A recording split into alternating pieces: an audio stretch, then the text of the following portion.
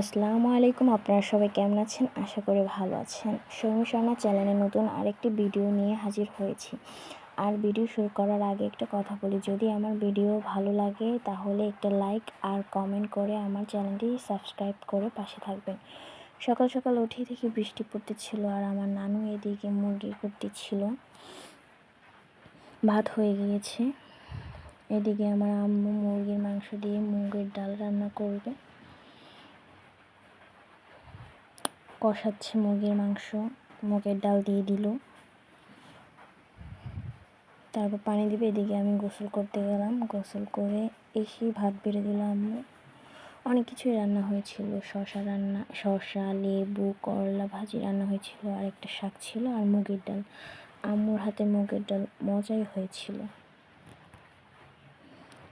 মুগের ডালটা সত্যিই অনেক মজা ছিল। তারপর ভাত খেয়ে গেলাম ঘুরতে যাব বলে তাড়াতাড়ি ভাত খেতে বসছি। আজকে তাড়াতাড়ি তার জন্য রান্না হয়েছিল। ভাত খাওয়া শেষ করে গেলাম ঘুরতে।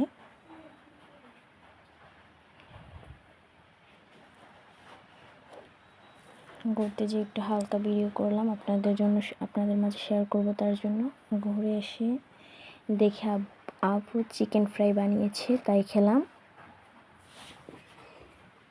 আবার আপু ফিশ ফ্রাইও বানিয়েছিল, ফিশ কাবাব, তাই খেলাম।